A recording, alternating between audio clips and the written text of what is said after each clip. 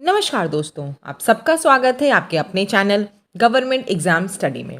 दोस्तों, आज इस वीडियो में आपके लिए पॉलिटी की कंपाइलेशन लेकर आई हूँ, यानी कि पॉलिटी के कंप्लीट प्रैक्टिस सेट लेकर आई हूँ। कुछ इस तरह से लेकर आई हूँ कि आपका क्विक रिवीजन भी हो जाएगा, साथ ही साथ जितने भी महत्वपूर्ण क्वेश्चन पॉलिटी के बन सकते हैं उन सभी को यहाँ पर कराऊंगी।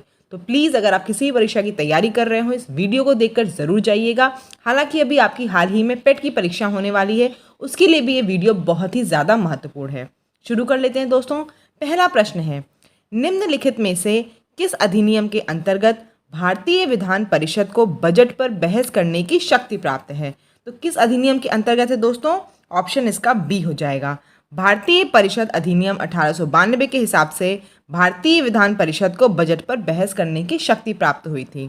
नेक्स्ट देख लेते हैं, निम्नलिखित में से किस अधिनियम में कलकत्ता में सर्वोच्च न्यायालय की स्थापना का प्रावधान था? इसका होगा आपका option number A, regulating act 1773 की वजह से ही कलकत्ता में सर्वोच्च न्यायालय की स्थापना की गई थी। अगर आपसे पूछा जाए कि सर्वोच्च न्यायालय के पहले न्यायाधीश कौन थे, तो दोस्तों इनका नाम था सर एलिजा इम्पे। ठीक है, सर एलिजा इम्पे। नेक्स्ट देख लेते हैं, केंद्र में द्वैध शासन किस अधिनियम के अंतर्गत स्थापित किया गया? द्वैध शासन यानी कि सेंटर में डायरकी, वो किस अधिनियम के अंतर्गत आया दोस्तों? इसका ऑप्शन होगा आंसर नंबर 3, भारत सरकार अधिनियम 1935। 1919 की बात करें दोस्तों, इसमें प्रांतों में यानी कि स्टेट में आपके द्वैध शासन था, और आपका जब ये आया 1935 तो क्या हुआ? केंद्र में द्वैध शासन आ गया। ठीक है, 1919 अगर बताएंगे तो प्रांतों में द्वैध शासन की शुरुआत हुई और केंद्र में द्वैध शासन 1935 से आया।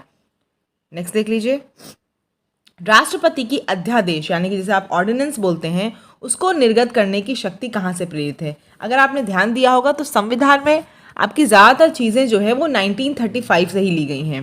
तो इसका भी ऑप्शन क्या हो जाएगा? इसका ऑप्शन आपका सी हो जाएगा। भारत सरकार अधिनियम 1935 की वजह से ही राष्ट्रपति को अध्यादेश निर्गत करने की शक्ति की प्रेरणा मिली है।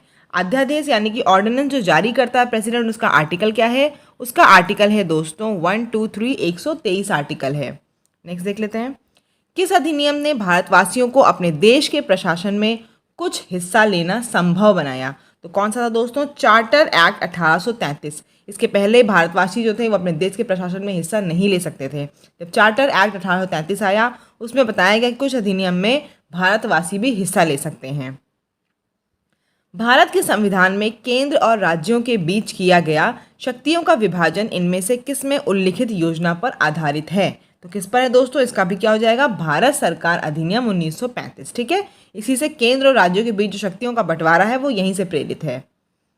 नेक्स्ट देख लीजिए, निम्नलिखित में से किस एक अधिनियम ने भारत में संघीय शासन की व्यवस्था दी थी? तो किस एक अधिनियम ने दी थी दोस्तों? भारत सरकार अधिनियम 1935 ने ये व्यवस्था कर दी थी। नेक्स्ट देख लेते हैं, किस एक अधिनियम के फलस्वरूप बर्मा भारत से अलग हुआ? आपको पता है बर्मा पहले भारत का ही अंग था, बाद में उसे अलग कर दिया गया। किस अधिनियम के तहत? इसका आंसर क्या होगा? 1935। यानी कि 1935 से आपको दिख रहा होगा लगातार ऑप्शन वही आ रहा है, यानी कि भारत सरकार अधिनियम जो आपका था गवर्नमेंट ऑफ इंडिया एक्ट 1935, आधा संविधान आपका उसी से प्रेरित है, उसी से शक्तियां को विचार लिया गया है। कैबिनेट मिशन योजना के अंतर्गत संविधान निर्मात्री परिषद ने प्रत्येक प्रांत को आवंटित सदस्य संख्या निर्धारित करने के लिए एक प्रतिनिधि कितनी जनसंख्या के अनुपात में था? आपको पता है कैबिनेट मिशन आई थी जिससे कि संविधान का निर्माण हो, उसको बनाने के लिए उसके हिसाब से क्या हुआ था कि किस जनसंख्या के अनुपात में लोगों को चुना जाना था, प्रतिनिधि को चुना जाना था। तो वो जनसंख्या क्या थी दोस्तों? 10 लाख।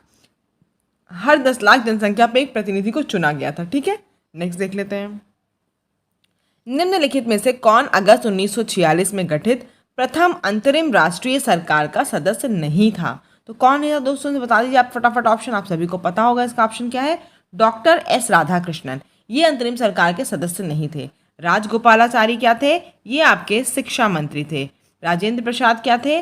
खाद्य मंत्री थे और कृषि मंत्री भी थे। ठीक है, खाद्य एवं कृषि मंत्री थे राजेंद्र प्रसाद जी।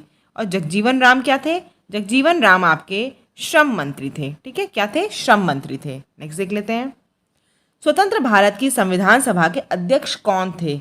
वैसे तो आपको पता होगा राजेंद्र प्रसाद ही थे, लेकिन अब इसमें एक फैक्ट बता दूं आपको कि 2 दिन पहले यानी कि ये 11 दिसंबर 1946 को बने थे अध्यक्ष, और 9 दिसंबर 1946 को डॉक्टर सच्चिदानंद सिन्हा को बना दिया गया था। 2 दिन के लिए बने थे, टेम्परेरी बने थे, लेकिन अगर वहीं उनका ऑप्शन होता तो उनका नाम पहले आप करते, क्योंकि पहले अध्यक्ष वो थे और दूसरे परमानेंट अध्यक्ष जो बने थे वो डॉक्टर राजेंद्र प्रसाद बने। ठीक है।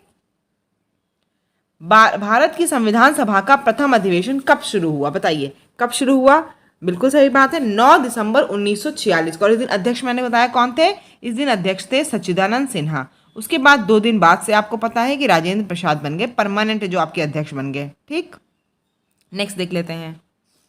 संविधान सभा के सम्मुख संविधान की प्रस्तावना का प्रस्ताव किसने रखा, इसका भी उत्तर आप सभी को पता होगा। क्या उत्तर है इसका, इसका उत्तर है जवाहरलाल नेहरू। संविधान की प्रस्तावना जो आप जिसको प्रेम्बल बोलते हैं, उसका प्रस्ताव किसने रखा था, जवाहरलाल नेहरू ने रखा था। नेक्स्ट देख लेते हैं। भारतीय संविधान को बनाने हेतु भारतीय संविधान सभा के कुल कितने अधिवेशन हुए। आपको पता है कि भारतीय संविधान को बनाने के लिए बहुत ज़्यादा समय लगा, लेकिन संविधान सभा के अधिवेशन कितने हुए थे दोस्तों, 12 हुए थे।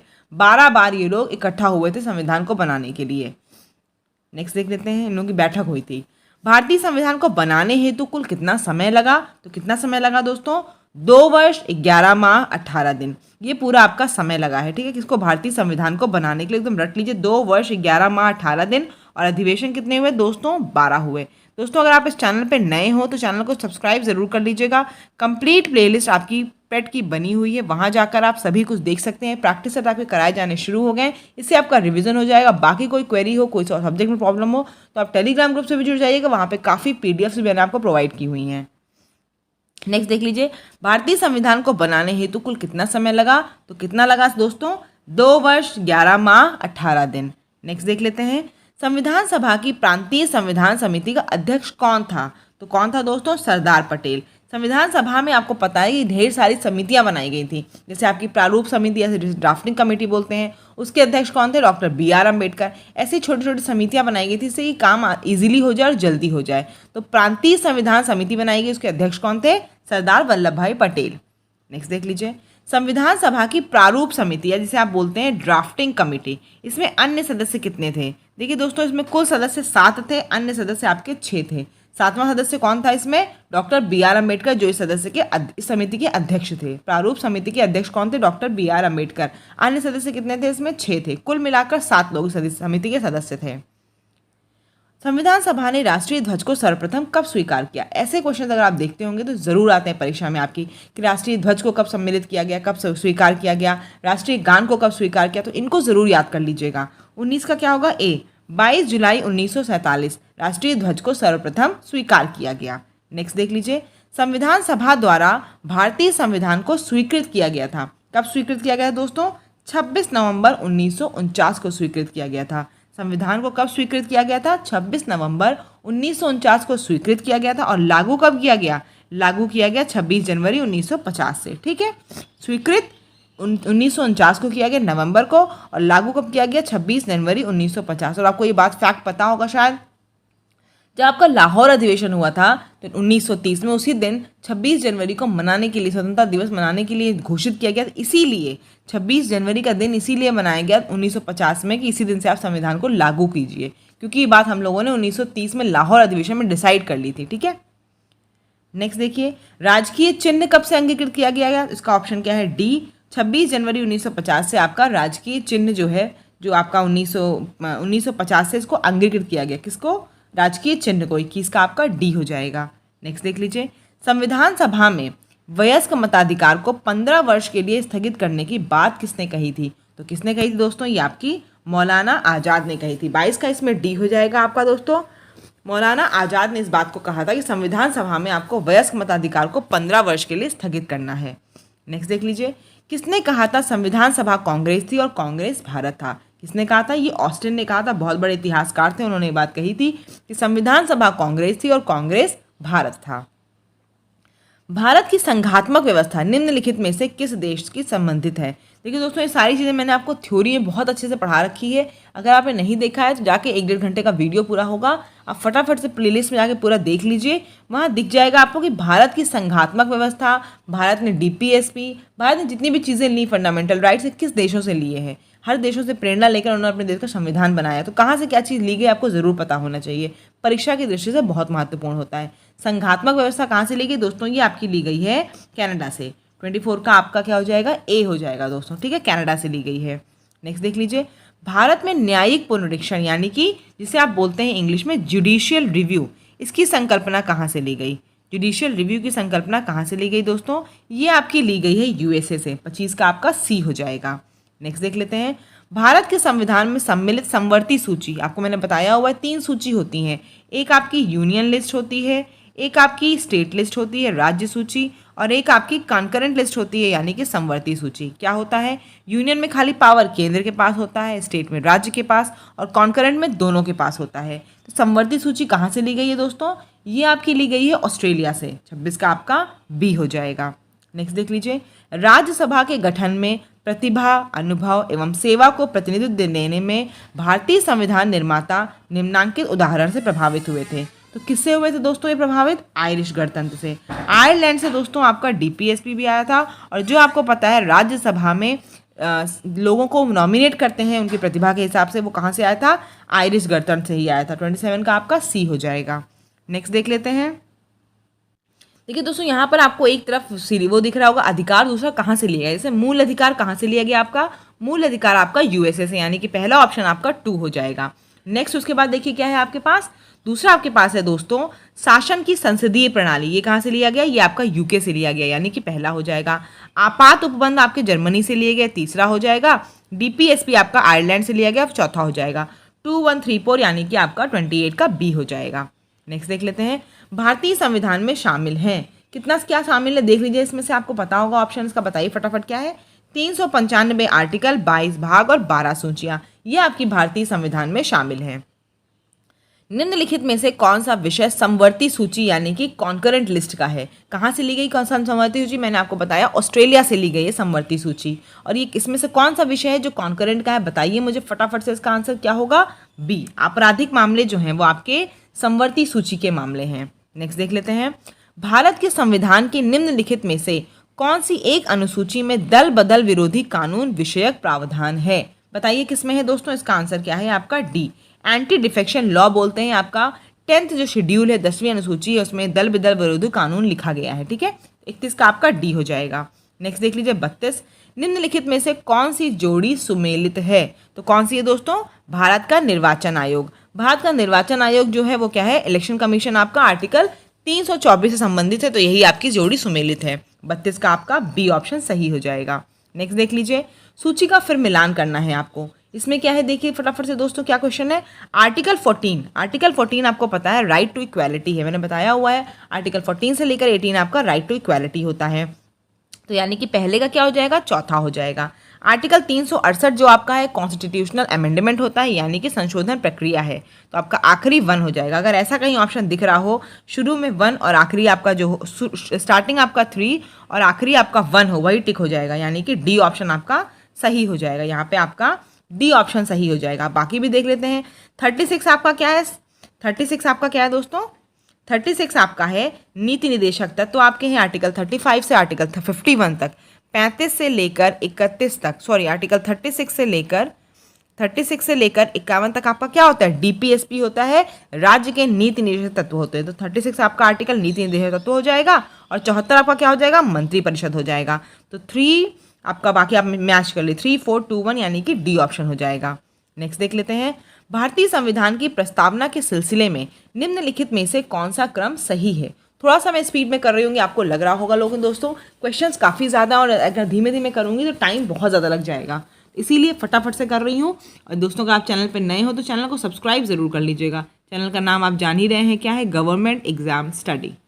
आगे बात कर लेते हैं दोस्तों हम 34 वाला प्रश्न कि प्रस्तावना के समय में कौन सा क्रम सही है? तो कौन सा क्रम सही है दोस्तों? इसका डी ऑप्शन है, सार्वभौम सत्ता संपन्न समाजवादी धर्मनिरपेक्ष जनवादी गणतंत्र। ये आपका एकदम सही ऑप्शन है, ठीक है, यही आपका सही क्रम है। नेक्स्ट देख लीजिए, 26 नवंबर 1949 को अंगीकृत भारतीय संविधान की प्रस्तावना में जो शब्द सम्मिलित नहीं थे, आपको पता है भारतीय संविधान की प्रस्तावना में कुछ शब्द अभी आपके हाल ही में जोड़े गए हैं कॉन्स्टिट्यूशनल अमेंडमेंट के द्वारा, तो कौन से शब्द सम्मिलित नहीं थे? बताइए कौन कौन से जोड़े गए हैं दोस्तों? इसका ऑप्शन आपका ए हो जाएगा, यानी कि समाजवादी, पंथ निरपेक्ष और अखंडता। और ये कब जोड़े गए हैं दोस्तों? ये 42वां संविधान संशोधन जो आपका 1976 था, यानी कि 42nd कॉन्स्टिट्यूशनल अमेंडमेंट एक्ट 1976, उसके द्वारा ये जोड़े गए। कौन कौन से टर्म्स? समाजवादी, पंथनिरपेक्ष और अखंडता। ठीक है, यही तीनों आपके जोड़े गए हैं, ये पहले नहीं थे। नेक्स्ट देख लीजिए, भारतीय संविधान की उद्देशिका में संशोधन किया गया। किससे किया गया? मैंने भी आपको बताया किससे किया गया। 42वें संशोधन 1976 से प्रियम्बल में संशोधन किया गया और ऐड क्या क्या किया गया? 3 शब्द, समाजवादी, पंथनिरपेक्ष और अखंडता। नेक्स्ट देख लीजिए, कौन सा शब्द भारत के संविधान की उद्देशिका में नहीं है? तो कौन सा नहीं है बताइए? समाजवादी है, पंथनिरपेक्ष है, प्रभुता संपन्न है। कौन सा नहीं है? लोक कल्याण नहीं है। तो डी ऑप्शन सही है, ये आपका उद्देशिका या प्रियम्बल में नहीं मेंशन है।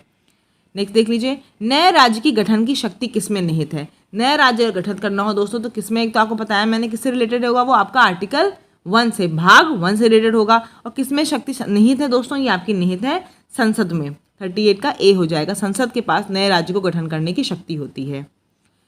संविधान के प्रथम अनुच्छेद के अनुसार क्या होता है? संविधान के प्रथम अनुच्छेद के अनुसार है दोस्तों डी, इंडिया जो है वो राज्यों का यूनियन है। साफ साफ आर्टिकल 1 में आपको मिलेगा इंडिया और यूनियन ऑफ स्टेट, ये वहाँ साफ साफ लिखा है। यूनियन ऑफ स्टेट का मतलब क्या हुआ? राज्यों का यूनियन। ठीक है, इंडिया और यूनियन ऑफ स्टेट आपको मेंशन होगा आर्टिकल 1 में। नेक्स्ट देख लेते हैं, भाषाई आधार पर राज्यों का पुनर्गठन कब किया गया था? तो कब किया गया था दोस्तों? ए 1956 में भाषाई आधार पर राज्यों का पुनर्गठन किया गया था आपका 1956 में। और सबसे पहला जो इस आधार पर डिवाइड होने वाला राज्य था वो कौन सा था दोस्तों? आंध्र प्रदेश। कौन सा था? आंध्र प्रदेश। नेक्स्ट देख लीजिए, किस देश में दोहरी नागरिकता का सिद्धांत स्वीकार किया गया? तो किस देश में किया गया दोस्तों दोहरी नागरिकता का सिद्धांत? यूएसए में। 41 का डी हो जाएगा, वहां पर दोहरी नागरिकता का सिद्धांत स्वीकार्य है। इंडिया में बिल्कुल भी नहीं ऐसा है। नेक्स्ट देख लीजिए, मौलिक अधिकार। तो मौलिक अधिकार क्या है दोस्तों? आपातकालीन स्थिति में भी निलंबित किए जा सकते हैं। ये बात एकदम सही है, आपको पता है फंडामेंटल राइट्स आपके जो होते हैं, अगर आपका मौलिक अधिकार वो जो फंडामेंटल राइट्स हैं वो आपातकालीन कोई स्थिति होगी, इमरजेंसी होगी, तो उनको स्थगित कर दिया जाएगा, निलंबित कर दिया जाएगा। नेक्स्ट देख लेते हैं, भारतीय नागरिकों के मौलिक अधिकारों का वर्णन कहाँ से कहाँ तक? ये सभी चीज़ें आपको क्लास में मैंने बहुत अच्छे से पढ़ाई है। कहाँ से कहाँ तक है दोस्तों? भारतीय नागरिकों के मौलिक अधिकार या फंडामेंटल राइट्स का जो वर्णन है वो कहाँ से? 12 से 35 तक। 43 का ए हो जाएगा। नेक्स्ट देख लीजिए, समानता का अधिकार संविधान के निम्न अनुच्छेदों में से किन के अंतर्गत दिया हुआ है? तो किन के अंतर्गत दिया हुआ है दोस्तों? 44 का इसका हो जाएगा, आपका क्या हो जाएगा? सी हो जाएगा। 2, 3 और 4। ठीक है, 14 से लेकर 16 तक आपका क्या है? समानता का अधिकार है। आर्टिकल राइट टू इक्वेलिटी बताता है। ठीक है, समानता का अधिकार की अगर बात कर ले तो 14 से लेकर 18 तक आपका समानता का अधिकार है, राइट टू इक्वेलिटी। और ये किसका पार्ट है? ये फंडामेंटल राइट्स का पार्ट है, मौलिक अधिकार का पार्ट है, आपके मूल अधिकार का पार्ट है। और कहाँ से लिया गया मूल अधिकार? यूएसए से लिया गया है। आगे देख लेते हैं, मौलिक अधिकारों के अंतर्गत कौन सा अनुच्छेद बच्चों के शोषण से संबंधित है? तो कौन सा है दोस्तों? आर्टिकल 24। आर्टिकल 24 जो है वो आपको बच्चों के शोषण से संबंधित है। आर्टिकल 23 जो है वो ह्यूमन ट्रैफिकिंग या आप कहेंगे मानव के दुर्व्यवहार से संबंधित है। आर्टिकल 18 जो है आपका वो उपाधियों के अंत से संबंधित है, जिसे आप बोलते हैं एबॉलिशन ऑफ टाइटल्स, उनसे संबंधित है। आर्टिकल 17 जो है आपका वो अनटचेबिलिटी से संबंधित है या फिर छुआछूत जिसे आप बोलते हैं उससे संबंधित है। तो आर्टिकल 17 छुआछूत है। आर्टिकल 18 आपका उपाधियों के अंत से है। आर्टिकल 23 आपका मानव से है, मानव के साथ दुर्व्यवहार होता है उससे है। आर्टिकल 24 आपका बच्चों के शोषण संबंधित है। यहाँ पे हमने बच्चों के शोषण पूछा है तो आर्टिकल 24 हो गया है। नेक्स्ट देख लीजिए, भारत के संविधान का निम्नलिखित में से कौन सा अनुच्छेद प्रेस की स्वतंत्रता से संबंधित है? तो कौन सा है दोस्तों? प्रेस की स्वतंत्रता से संबंधित जो आपका आर्टिकल है वो आर्टिकल आपका 19 है। 46 का आपका बी हो जाएगा। नेक्स्ट देख लेते हैं, निम्नलिखित अधिकारों में से कौन सा अधिकार आर्टिकल 19(1) को आर्टिकल 21 से मिलाकर पढ़ने पर प्राप्त होता है? तो क्या प्राप्त होता है दोस्तों? इन दोनों आर्टिकल को अगर आप मिलाकर पढ़ेंगे एकांतता का अधिकार मिलेगा। 47 का सी हो जाएगा। नेक्स्ट देख लेते हैं, किस आर्टिकल के अंतर्गत सिखों द्वारा कृपाण जो वो धारण करते हैं वो धार्मिक स्वतंत्रता का अंग माना गया है? किस आर्टिकल में है दोस्तों? 25। आपका आर्टिकल 25 जो है वो धर्म की स्वतंत्रता से संबंधित है। किससे संबंधित है? धर्म की स्वतंत्रता से, यानी कि आप धर्म के लिए अपने कुछ भी करो उसमें आप फ्री हो। तो कृपाण जो धारण करते हैं सिख लोग वो इसी की वजह से है। आर्टिकल 25 में उनको एक कानून दिया गया कि भाई आप जो भी चाहे वो धारण कर सकते हैं, आपको धर्म की स्वतंत्रता है। नेक्स्ट देख लीजिए, किस अनुच्छेद के अंतर्गत अल्पसंख्यकों को अपनी मनपसंद शिक्षा संस्थाओं को स्थापित एवं संचालित करने के अधिकार का संरक्षण प्रदान करता है? तो कौन करता है दोस्तों? ये आपका करता है आर्टिकल 30। आर्टिकल 30 में ये वो दिया हुआ है कि आप अल्पसंख्यक जो भी हैं वो अपनी शिक्षा संस्थान को चला भी सकते हैं, स्थापित भी कर सकते हैं। ठीक है, उनको संरक्षण प्राप्त है। 49 का क्या हो जाएगा? डी। इन्हीं सबसे आपका मदरसा वगैरह जो चलता है वो सब इसी आर्टिकल के हिसाब से है। नेक्स्ट देख लेते हैं 50 प्रश्न आपका क्या है, व्यक्तिगत स्वतंत्रता के अधिकार के लिए निम्नलिखित में से कौन सी रिट याचिका दायर की जा सकती है? तो कौन सी की जा सकती है दोस्तों? Habeas corpus. हेबियस कॉर्पस जो है आपकी वो क्या है, व्यक्तिगत स्वतंत्रता के अधिकार के लिए आप इसको दायर कर सकते हो। नेक्स्ट देख लीजिए, संपत्ति के मौलिक अधिकार को कब समाप्त कर दिया गया? पहले आपको पता है कि जो राइट टू प्रॉपर्टी था, संपत्ति का अधिकार था, वो आपका मौलिक अधिकार था। आपको पता है कि आर्टिकल ये 44th अमेंडमेंट 1978 की वजह से इसको हटाकर एक सिंपल आर्टिकल कर दिया गया। ये अब आपका एक मौलिक अधिकार नहीं रह गया, संपत्ति का मौलिक अधिकार को समाप्त कर दिया गया है। 52 प्रश्न देखिए, भारतीय संविधान के अंतर्गत निम्नलिखित अधिकारों में से कौन सा एक अधिकार सभी व्यक्तियों को प्राप्त है? तो कौन सा अधिकार है दोस्तों? 52 का ए हो जाएगा, विधि के समान संरक्षण का अधिकार। ये क्या है आपका? 52 का ए जो है इसके द्वारा क्या प्राप्त है दोस्तों आपको? निम्नलिखित अधिकारों में से कौन सा अधिकार सभी को प्राप्त है? विधि के समान संरक्षण का अधिकार सभी को प्राप्त है। ठीक है, 52 का ए हो जाएगा। नेक्स्ट देख लीजिए, भारतीय संविधान में संशोधन करके शिक्षा का अधिकार कब जोड़ा गया? तो कब जोड़ा गया दोस्तों? ये जोड़ा गया था आपका राइट टू एजुकेशन, अगर आप पूछें तो 2009। लेकिन लागू कब से हुआ है दोस्तों? ये आपका हुआ है 1 अप्रैल 2010 से ये आपका लागू कर दिया गया है। राइट टू एजुकेशन 2009 आपका जो है वो 1 अप्रैल 2010 से जोड़ दिया गया है, लागू कर दिया गया है। नेक्स्ट देख लेते हैं, किसी अपराध के अभियुक्त को स्वयं अपने विरुद्ध गवाह बनने के लिए बाध्य नहीं किया जा सकता। ये कहाँ लिखा है? किसी को आप जबरदस्ती बाध्य नहीं कर सकते कि तुम आप अपने विरुद्ध गवाह बनो। ये कहाँ लिखा हुआ है? 20 के 3 में, आर्टिकल 20 के 3 में लिखा हुआ है। ठीक है, तो 54 का ए हो जाएगा। नेक्स्ट देख लीजिए, समान कार्य के लिए समान वेतन भारत के संविधान में सुनिश्चित किया गया है। ये क्या है? ये दोस्तों क्या है आपका? राज्य के नीति निदेशक तत्व है, यानी कि डीपीएसपी का पार्ट है आपका, कि भारत के सभी के लिए समान कार्य के लिए समान वेतन का अधिकार सुनिश्चित किया गया है। ये कहाँ से लिया गया? मैंने बता रखा आपको, राज्य के नीति निदेशक तत्व या डीपीएसपी की बात करें तो ये आपका कहाँ से आया है? आयरलैंड से आया है। ठीक है, और कहाँ से कहाँ तक है? ये आपका आर्टिकल 36 से लेकर 51 तक है। ठीक है, डीपीएसपी जो आपका है। नेक्स्ट देख लेते हैं, ये आपका फिर मिलान वाला प्रश्न आ गया है। बताइए फटाफट से इसका आंसर क्या होगा।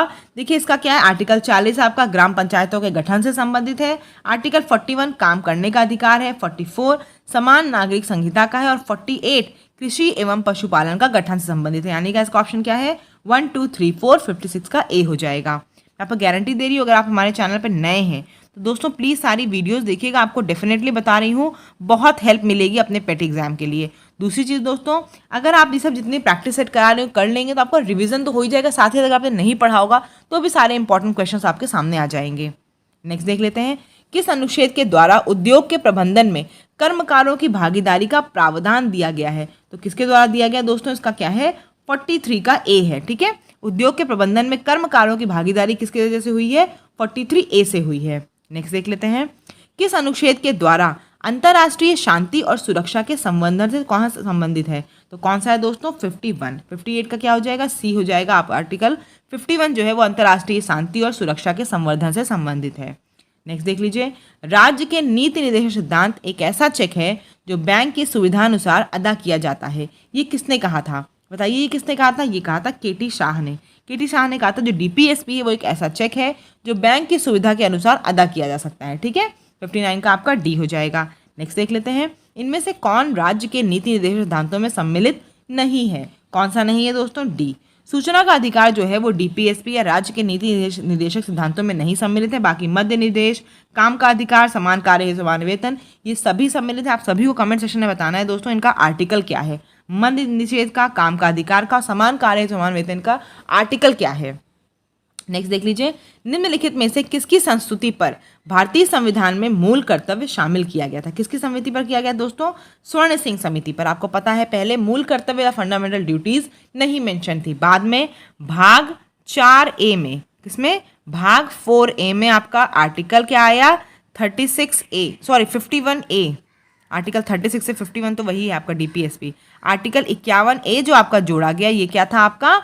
ये क्या था आपका दोस्तों? ये आपका था मूल कर्तव्य यानी कि फंडामेंटल ड्यूटीज। और किसकी समिति पर आया? ये स्वर्ण सिंह समिति पर। 61 का आपका सी हो जाएगा। नेक्स्ट देख लेते हैं उसके बाद 62 क्वेश्चन आपका क्या है? भारतीय संविधान के किस भाग में मौलिक कर्तव्य उल्लिखित है? मैंने अभी बताया किसमें है आपका? 62 का सी। 4A में आपका क्या है? मूल कर्तव्य है, उनको ऐड किया गया है। ठीक है, और आर्टिकल क्या है? 51A स्वर्ण सिंह कमेटी पे इसको ऐड किया गया है, स्वर्ण सिंह समिति पे इसको ऐड किया गया है मूल कर्तव्य को। भारतीय संविधान ने किस भाग में मौलिक कर्तव्य उल्लिखित है, बता चुके हैं मैं आपको, किसमें है बताइए जल्दी से, 62 का सी 4A। नेक्स्ट देख लेते हैं, भारतीय अधिकारों के लिए, भारतीय नागरिकों के लिए मूल कर्तव्य संविधान में जोड़े गए, किससे जोड़े गए बताइए, 42nd अमेंडमेंट 1976 से जोड़े गए हैं। 42nd अमेंडमेंट 1976 से मैंने और क्या बताया, आपका प्रस्तावना या प्रियम्बल में भी संशोधन किया गया था, और मूल कर्तव्य जो जोड़े गए हैं वो भी आपके 42nd अमेंडमेंट 1976 से जोड़े गए हैं। नेक्स्ट देख लीजिए, उसके बाद आपका है कि मौलिक कर्तव्यों से संबंधित निम्नलिखित में से कौन सा कथन सही नहीं है, बताइए कौन सा कथन सही नहीं है। ए, उन्हें परमादेश द्वारा प्रभावी नहीं बनाया जा सकता। ठीक है, परमादेश यानी कि आपके रिट जारी करने की जो होती है वो आपके पास होती है, उससे आप मौलिक कर्तव्यों को प्रभावी नहीं बना सकते। ठीक है, 64 का ए होता है। नेक्स्ट देख लीजिए, निम्नलिखित में से भारत में मौलिक कर्तव्य कौन सा है, तो कौन सा है मौलिक कर्तव्य दोस्तों, इसका है बी, हमारी मिली जुली संस्कृति की समृद्ध विरासत को संरक्षित रखना, ये हमारा मौलिक कर्तव्य 65 का बी हो जाएगा। नेक्स्ट देख लीजिए, निम्नलिखित में से किस एक का संरक्षण भारतीय नागरिक का मूल कर्तव्य है, तो किसका है दोस्तों, ये आपका है मूल कर्तव्य किसका है दोस्तों, डी का। वन्य प्राणी जो हैं इनका जो है, देखिए यहाँ पे अगर आप थोड़ा कंफ्यूज हो रहे हो, राष्ट्रीय ध्वज को सोचें तो राष्ट्रीय ध्वज का संरक्षण करना मूल कर्तव्य नहीं है, राष्ट्रीय ध्वज का आदर करना, उसकी रेस्पेक्ट करना हमारा मूल कर्तव्य है। ठीक है, वन्य प्राणी का संरक्षण करना हमारा मूल कर्तव्य है, तो 66 का क्या हो जाएगा, डी हो जाएगा। नेक्स्ट देख लेते हैं, राष्ट्रपति के निर्वाचन मंडल के सदस्य कौन कौन होते हैं, तो कौन कौन होते हैं मैंने अच्छे से पढ़ाया हुआ है आपको, ये वीडियो में क्या बताया हुआ है आपको कि आर्टिकल, पहली बात इसका क्या होता है दोस्तों, 53 होता है, और इसमें कौन कौन लोग होते हैं, इसमें दोनों सदनों के निर्वाचित सदस्य यानी कि 1 सही हो जाएगा, और राज्य विधानसभा के निर्वाचित सदस्य हो जाएंगे, तो राज्य विधानसभा के निर्वाचित सदस्य यानी कि कौन हो जाएगा इसमें आपका 2, राज्य विधान मंडल के दोनों सदनों के निर्वाचित सदस्य हो जाएंगे, और साथ ही साथ कौन हो जाएगा दोस्तों, दिल्ली तथा पौंडीचेरी विधानसभाओं के भी निर्वाचित सदस्य हो जाएंगे। ठीक है, तो ये क्या हो जाएगा 1, 2 और 3, 1, 2 और 4 हो जाएगा इसका, सॉरी 1, 2 और 4 कौन कौन से लोग हैं, संसद के दोनों सदनों के निर्वाचित सदस्य, राज्य विधान मंडलों के दोनों सदनों के निर्वाचित सदस्य, और साथ ही साथ दिल्ली और पौंडीचेरी विधानसभाओं के निर्वाचित सदस्य। ठीक है, तो ये आपका क्या हो जाएगा, इसका आंसर 1, 2, 4 हो जाएगा। ये सभी लोग राष्ट्रपति के निर्वाचन मंडल के सदस्य होते हैं, यानी कि राष्ट्रपति के इलेक्शन में ये लोग पार्ट लेते हैं। नेक्स्ट देख लेते हैं, राष्ट्रपति के उम्मीदवार के लिए क्या आवश्यक नहीं है, तो क्या आवश्यक नहीं है बताइए मुझे, बी, ये कहीं नहीं लिखा है कि उसका पढ़ा लिखा होना आवश्यक है, 35 वर्ष आयु लिखी है, लोकसभा का सदस्य चुने जाने की योग्यता रखता हो लिखी है, देश का नागरिक लिखा हुआ है, लेकिन ये कहीं नहीं लिखा है कि राष्ट्रपति का पढ़ा लिखा होना आवश्यक है। 68 का बी हो जाएगा। आगे देख लीजिए 69 आपका, एक सांसद अथवा विधानसभा का सदस्य राष्ट्रपति निर्वाचित हो सकता है, परंतु क्या है, निर्वाचित होने के तुरंत उपरांत अपनी सदस्यता छोड़नी होगी। अगर कोई विधानसभा का सदस्य है या सांसद है तो वो राष्ट्रपति निर्वाचित होगा, लेकिन जैसे ही राष्ट्रपति बनेगा वैसे क्या होगा, उसको अपनी सदस्यता छोड़नी पड़ेगी। नेक्स्ट देख लेते हैं, भारतीय संविधान का कौन सा अनुच्छेद राष्ट्रपति के पद के लिए पुनः निर्वाचन की योग्यताएं निर्धारित करता है। आपको पता है राष्ट्रपति के पद पर 1 से 2 बार अधिक आपका निर्वाचन किया जा सकता है, तो कौन सा आर्टिकल है दोस्तों, इसका आर्टिकल है डी। आर्टिकल 57 में ये बात लिखी हुई है कि राष्ट्रपति को पुनः निर्वाचित किया जा सकता है। नेक्स्ट देख लेते हैं, राष्ट्रपति 5 वर्ष तक अपने पद पर रहता है, कब से रहता है, अपने पद ग्रहण के दिन से। जिस दिन राष्ट्रपति अपना पद ग्रहण कर लेगा तब से लेकर 5 वर्ष तक लगातार राष्ट्रपति अपने पद पर बना रहता है, यानी कि राष्ट्रपति का कार्यकाल अगर आपसे पूछा जाए तो आप बताओगे 5 वर्षों का राष्ट्रपति का कार्यकाल होता है। नेक्स्ट देख लीजिए, अगर भारत के राष्ट्रपति के चुनाव में कोई विवाद है तो उस विवाद को किसको सौंपा जाएगा, तो किसको सौंपा जाएगा दोस्तों, भारत के सर्वोच्च न्यायालय को, यानी कि सुप्रीम कोर्ट को। कोई भी विवाद होगा तो उसको सुप्रीम कोर्ट हैंडल करेगा। नेक्स्ट देख लीजिए, भारत का राष्ट्रपति अपना त्यागपत्र किसको सौंपता है, तो बहुत ही बेहद ही आसान प्रश्न है, किसको सौंपता है, भारत के उपराष्ट्रपति को, वाइस प्रेसिडेंट को राष्ट्रपति अपना त्यागपत्र सौंपेगा। ठीक है, 73 का बी हो जाएगा। नेक्स्ट देख लीजिए, उसके बाद भारतीय संविधान के किस अनुच्छेद के तहत राष्ट्रपति पर महाभियोग चलाया जा सकता है, यानी कि राष्ट्रपति को भी अपने पद से हटाया जा सकता है इम्पीचमेंट के द्वारा, महाभियोग के द्वारा। कौन सा आर्टिकल है, आर्टिकल 61। ये भी बहुत इंपॉर्टेंट है, किसके तहत राष्ट्रपति पर महाभियोग या इम्पीचमेंट चलाया जा सकता है, उन्हें हटाया जा सकता है, आर्टिकल 61 के द्वारा। ठीक है, 74 का आपका डी हो जाएगा। नेक्स्ट देख लेते हैं, निम्न में से किसे भारत के राष्ट्रपति पर महाभियोग लगाने का अधिकार है, किसको है दोस्तों, दोनों सदन का। संसद के दोनों सदन में से कोई भी राष्ट्रपति पर महाभियोग लगा सकता है। ठीक है, अब देख लेते हैं हम लोग क्वेश्चन नंबर 76 दोस्तों।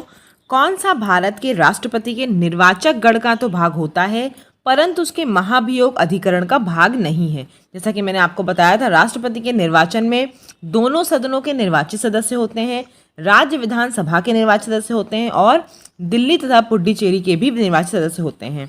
लेकिन उसके निर्वाचक गण के तो भाग हैं ये सभी लोग, महाभियोग में कौन नहीं भाग लेता है? तो इसका उत्तर क्या है? डी। राज्यों की विधानसभाओं के सदस्य जो होते हैं वो भाग नहीं लेते हैं। नेक्स्ट देख लेते हैं, राष्ट्रपति का रिक्त स्थान भर लिया जाना चाहिए। कितने दिनों के अंदर अगर राष्ट्रपति किसी भी कारणवश या तो मृत्यु हुई या इस्तीफा दिया हो, उसकी वजह से हट जाए, तो उसके रिक्त स्थान को कितने दिनों में भर लिया जाना चाहिए? तो कितने दिनों में दोस्तों? 6 माह में। ये इंपॉर्टेंट क्वेश्चन है, बहुत बार परीक्षाओं में आया, इसलिए आपको ज़रूर पता होना चाहिए। 6 माह के अंदर राष्ट्रपति का रिक्त स्थान भर लिया जाना चाहिए। नेक्स्ट देख लीजिए, यदि राष्ट्रपति एवं उपराष्ट्रपति का पद खाली हो तो भारत के राष्ट्रपति के पद पर कौन होता है? तो अगर राष्ट्रपति आपको पता है उसका पद खाली होता है तो उपराष्ट्रपति उसका कार्यभार संभालता है, और यदि उपराष्ट्रपति भी नहीं हो उस समय, राष्ट्रपति और उपराष्ट्रपति दोनों के पद खाली हो, तो कौन कार्यभार संभालेगा? मुख्य न्यायाधीश। ठीक है, 78 का आपका बी हो जाएगा। नेक्स्ट देख लीजिए, 79 प्रश्न आपके पास स्टेटमेंट्स दिए हुए हैं, आपको बताना है इनमें से कौन कौन सा स्टेटमेंट आपका सही है। तो कौन सा है? देखिए दोस्तों, प्रधानमंत्री की नियुक्ति राष्ट्रपति द्वारा की जाती है, बिल्कुल सही बात है। प्रधानमंत्री मंत्री परिषद के प्रधान होते हैं, बिल्कुल सही है। यह आवश्यक नहीं कि नियुक्ति के समय प्रधानमंत्री संसद के किसी सदन का सदस्य हो, बिल्कुल सही बात है। आपको ये बात पता होगी, प्रधानमंत्री को जरूरी नहीं है कि जिस समय प्रधानमंत्री के पद संभाल रहा हो वो संसद का किसी सदन का सदस्य हो, लेकिन हाँ 6 माह के भीतर उसको ये अनिवार्य होता है कि वो किसी सदन की सदस्यता ले ले, अदरवाइज फिर उसको हटाना पड़ता है। तो इसमें से कौन सा गलत है दोस्तों? संघ की कार्यपालिका शक्ति किसके पास होती है दोस्तों? वो होती है आपकी राष्ट्रपति के पास। तो पहला स्टेटमेंट आपका गलत है, बाकी 2, 3, 4 आपका सही है। ठीक है, तो सी ऑप्शन हो जाएगा। नेक्स्ट देख लेते हैं, भारत के राष्ट्रपति किसकी अनुशंसा पर लोकसभा को भंग कर सकते हैं? तो किसकी अनुशंसा पर दोस्तों? मंत्रिपरिषद की।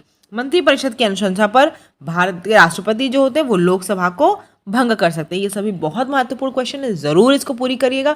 करने के बाद आपको डेफिनेटली बताने बहुत कॉन्फिडेंस आएगा और आपको पता चल जाएगा कि आपने जितने इंपॉर्टेंट क्वेश्चन है वो सब कवर कर लिए हैं। लोकसभा और राज्यसभा की संयुक्त बैठक किसके द्वारा आहूत की जाती है? तो बताइए किसके द्वारा आहूत की जाती है दोस्तों? राष्ट्रपति के द्वारा। जो संयुक्त बैठक होती है उसको बुलाने का काम कौन करता है? राष्ट्रपति करता है। लेकिन उसकी अध्यक्षता अगर पूछें कि लोकसभा और राज्यसभा की संयुक्त बैठक की अध्यक्षता कौन करता है दोस्तों? कौन करता है? वो लोकसभा का अध्यक्ष करता है। ठीक है, आहूत करने का काम, बुलाने का काम किसका है? राष्ट्रपति का। लेकिन अध्यक्षता कौन रहेगा? अध्यक्ष रहेगा लोकसभा का अध्यक्ष। नेक्स्ट देख लीजिए, भारतीय संविधान के किस अनुच्छेद के अंतर्गत राष्ट्रपति संसद के दोनों सदनों द्वारा पारित किसी बिल पर अपनी स्वीकृति पर रोक लगा सकते हैं? कौन सा है दोस्तों? इसका बताइए मुझे फटाफट से। इसका क्या होगा? आपका डी हो जाएगा। 111 आर्टिकल है। 111 आर्टिकल में क्या है कि राष्ट्रपति जो है संसद के दोनों सदनों पर कोई अगर बिल पारित हुआ है उस पर अपनी स्वीकृति पर रोक लगा सकता है। जरूरी नहीं हर बिल पर वो अपनी स्वीकृति दे दे। नेक्स्ट देख लीजिए, निम्न में से भारत का राष्ट्रपति किसकी नियुक्ति नहीं करता है? ज़्यादातर आपको पता है भारत का राष्ट्रपति हर किसी की नियुक्ति करता ही है, लेकिन किसकी नियुक्ति नहीं करता है? उपराष्ट्रपति की नहीं करता। 83 का आपका ए हो जाएगा। नेक्स्ट देख लीजिए, भारतीय संविधान का कौन सा अनुच्छेद राष्ट्रपति को उच्चतम न्यायालय से परामर्श करने की शक्ति प्रदान करता है? राष्ट्रपति को इसमें कुछ ऐसे टॉपिक पर डिस्कशन करना है तो वो उच्चतम न्यायालय यानी कि सुप्रीम कोर्ट से परामर्श ले सकता है। तो ये किस आर्टिकल में लिखा हुआ है? ये आर्टिकल लिखा आर्टिकल 143। इसको याद रखना है आपको। 143 मतलब आपको पता है कि आई लव यू होता है 143, तो उससे क्या है? राष्ट्रपति को सुप्रीम कोर्ट से प्यार है। ठीक है, तो ये आपको याद रखना। आर्टिकल 143 बहुत इंपॉर्टेंट है और कई बार परीक्षाओं में आया, इसलिए मैंने इसकी ट्रिक बता दी आपको कि राष्ट्रपति और उच्चतम न्यायालय के बीच में प्यार है, इसकी वजह से 143 आपको याद रखना। उसी आर्टिकल के तहत वो उससे परामर्श करता है। ठीक है, निम्न में से कौन सा संवैधानिक विशेषाधिकार राष्ट्रपति का नहीं है? कौन सा नहीं है बताइए? बी नहीं है। वित्तीय बिल को पुनर्विचार हेतु लौटाना, ये संवैधानिक विशेषाधिकार किसका नहीं है? राष्ट्रपति का नहीं है। बाकी सभी कुछ जो है वो आपका विशेषाधिकार है। क्यों ऐसा नहीं है? क्योंकि जो वित्तीय बिल होता है ना, फाइनेंस बिल जो होता है, वो राष्ट्रपति की सिफारिश के बाद ही प्रस्तुत किया जाता है। ठीक है, पहले राष्ट्रपति की सिफारिश के बाद ही इसको प्रस्तुत कर रहे हैं, तो पुनर्विचार हेतु लौटाने का कोई अधिकार की बात ही नहीं आती है। 85 का बी है। नेक्स्ट देख लीजिए, कौन राष्ट्रपति होने से पूर्व भारत के उपराष्ट्रपति पद पर आसीन नहीं रहा? कौन था ऐसा बताइए इसमें से। वैसे तो कई लोग होंगे लेकिन इसमें से कौन है? इसमें से है आपका नीलम संजीव रेड्डी। ये राष्ट्रपति बनने के पूर्व भारत के उपराष्ट्रपति के पद पर नहीं विराजमान थे। और एक और बात इनके लिए खास बात है वो ये क्या है कि ये निर्विरोध चुने गए। अगर आपसे पूछा जाए कौन था जो राष्ट्रपति के पद पर निर्विरोध चुना गया, यानी कि उसके अगेंस्ट कोई नहीं खड़ा हुआ, कौन था वो? नीलम संजीव रेड्डी। नेक्स्ट देख लीजिए, मुख्य न्यायाधीशों में से किस एक ने राष्ट्रपति के रूप में कार्य किया था? इसमें से देखिए 3-4 आपको नाम दिए हुए, बताइए कौन है ऐसा मुख्य न्यायाधीश जिसने राष्ट्रपति के रूप में कार्य किया था? कौन है दोस्तों? एम हिदायतुल्ला। इन्होंने राष्ट्रपति के रूप में भी कार्य किया है। ठीक है, 87 का बी हो जाएगा। नेक्स्ट देख लेते हैं, भारत के उपराष्ट्रपति का निर्वाचन एक निर्वाचक गण द्वारा किया जाता है जिसके सदस्य होते हैं। कौन कौन होते हैं? देखिए वही रिपीट हो गया क्वेश्चन। कौन कौन होते हैं इसमें? संसद के दोनों सदनों के सभी सदस्य। ठीक है, ऊपर निर्वाचित लिखा है जो गलत है क्योंकि सभी सदस्य पार्ट होते हैं उपराष्ट्रपति के निर्वाचन में। ठीक है, संसद के दोनों सदनों के सभी सदस्य जो होते हैं वो उपराष्ट्रपति के निर्वाचन में पार्ट लेते हैं। नेक्स्ट देख लीजिए, भारत के उपराष्ट्रपति को पदच्युत करने संबंधी प्रस्ताव प्रस्तुत किया जा सकता है। यानी कि अगर भारत के उपराष्ट्रपति को हटाना है तो कहाँ पे ये प्रस्ताव पारित किया जाएगा? ये किया जाएगा दोस्तों राज्यसभा में। आपको पता है जो उपराष्ट्रपति होता है वो कौन होता है? वो क्या होता है? राज्यसभा का अध्यक्ष होता है उपराष्ट्रपति। तो उसको हटाने के संबंधी प्रस्ताव कहाँ पारित किया जाएगा? राज्यसभा में। 89 का बी हो जाएगा। नेक्स्ट देख लीजिए, निम्न में से किस एक की अध्यक्षता ऐसे के द्वारा की जाती है जो उसका सदस्य नहीं होता है? किसकी करी जाएगी बताइए मुझे। बिल्कुल सही इसका उत्तर है राज्यसभा का। राज्यसभा का अध्यक्ष कौन है? उपराष्ट्रपति। ठीक है, राज्यसभा का अध्यक्ष जो होता है कौन होता है? उपराष्ट्रपति, जो उसका सदस्य नहीं होता है। नेक्स्ट देख लीजिए, कैबिनेट में सम्मिलित होते हैं। कैबिनेट में कौन सम्मिलित होते हैं दोस्तों? केवल कैबिनेट मंत्री। जो कैबिनेट मंत्री होते हैं वही कैबिनेट में सम्मिलित होते हैं। नेक्स्ट, भारतीय संविधान के निम्नलिखित प्रावधानों में से कौन सा प्रावधान मंत्री परिषद की नियुक्ति तथा पदच्युति को विवेचित करता है? कौन है दोस्तों? इसका डी है 75। ठीक है, मंत्री परिषद की नियुक्ति कौन कराता है और हटाने का कौन काम करता है? 75 आर्टिकल। दोस्तों आपको गवर्नमेंट एग्जाम स्टडी चैनल पर जाकर आपको प्लेलिस्ट में सभी कुछ मिल जाएगा। पेट से संबंधित सारे टॉपिक, सारी चीज़ें मिल जाएंगी। साथ ही जो प्रैक्टिस सेट करा रही है तो बहुत ही महत्वपूर्ण। तो अगर चैनल पर नए हो सब्सक्राइब जरूर कर लीजिएगा और वीडियो पसंद आए तो लाइक भी करिएगा। राष्ट्रीय सुरक्षा समिति का प्रधान कौन होता है? कौन होता है दोस्तों? प्रधानमंत्री होता है। राष्ट्रीय सुरक्षा समिति का प्रधान प्रधानमंत्री होता है। नेक्स्ट देख लीजिए, उपराष्ट्रपति पद का सृजन कब हुआ है? उपराष्ट्रपति पद का सृजन कैसे हुआ है? संविधान के प्रावधानों से हटकर हुआ है। ठीक है, उपराष्ट्रपति पद का सृजन। नेक्स्ट, जो व्यक्ति संसद का सदस्य नहीं है केंद्रीय मंत्री रह सकता है। कब तक रह सकता है केंद्रीय मंत्री? 6 माह तक। ठीक है, जो व्यक्ति संसद का सदस्य नहीं होता है वो केंद्रीय मंत्री कब तक रह सकता है? सिर्फ 6 माह तक। उसके बाद अगर वो संसद का सदस्य नहीं बन जाएगा तो उसको अपने पद से हटना पड़ जाता है। मंत्रिपरिषद सामूहिक रूप से उत्तरदायी होती है। किसके अगेंस्ट होती है? लोकसभा के।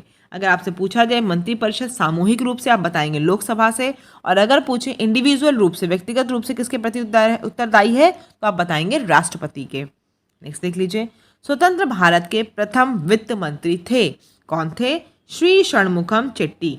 ये क्या थे? स्वतंत्र भारत के प्रथम वित्त मंत्री। नेक्स्ट देख लेते हैं, भारत के प्रधानमंत्रियों में से कौन अपने कार्यकाल में संसद में कभी भी उपस्थित नहीं हुआ? कौन था जो प्रधानमंत्री जो अपने कार्यकाल के टाइम पर संसद में उपस्थित नहीं हुआ? कौन था दोस्तों? चौधरी चरण सिंह। ये प्रधानमंत्री तो बने लेकिन अपने कार्यकाल में संसद कभी नहीं जा पाए। ठीक है, नेक्स्ट देखते हैं, कौन सा आधिकारिक दस्तावेज भारत से संबंधित है? तो कौन सा है दोस्तों? श्वेत पत्र। 99 का आपका क्या है? बी। ये आपका क्या है? दस्तावेज है जो भारत से संबंधित है। नेक्स्ट देख लेते हैं, किसे भारत सरकार का प्रथम विधि अधिकारी समझा जाता है?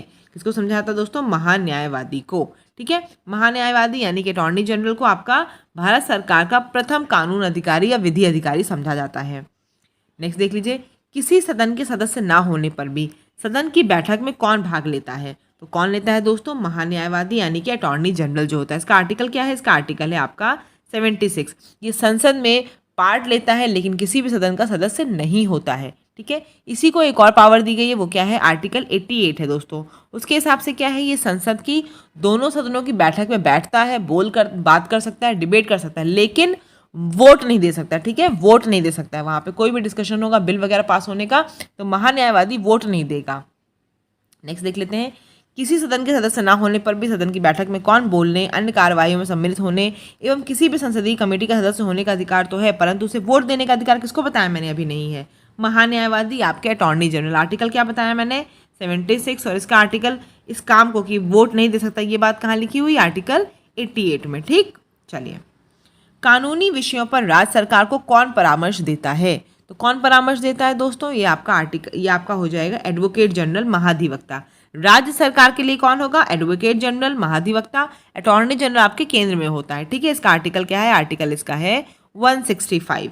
नेक्स्ट देख लेते हैं। भारत के नियंत्रक एवं महालेखा परीक्षक, जिसे आप कैग बोलते हैं, वो आपका उसकी नियुक्ति कौन करता है? तो उसकी नियुक्ति कौन करेगा? राष्ट्रपति करेगा। ठीक है, उसकी नियुक्ति कौन करेगा? राष्ट्रपति करेगा। नेक्स्ट देख लेते हैं।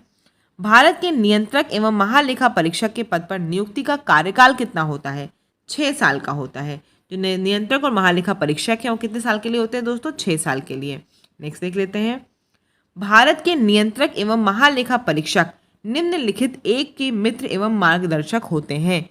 तो किसके होते हैं बताइए मुझे जल्दी से? बिल्कुल सही बात है, लोक लेखा समिति के। लोक लेखा समिति के जो नियंत्रक और महालेखा परीक्षक होते हैं, मित्र और मार्गदर्शक होते हैं। नेक्स्ट देख लेते हैं।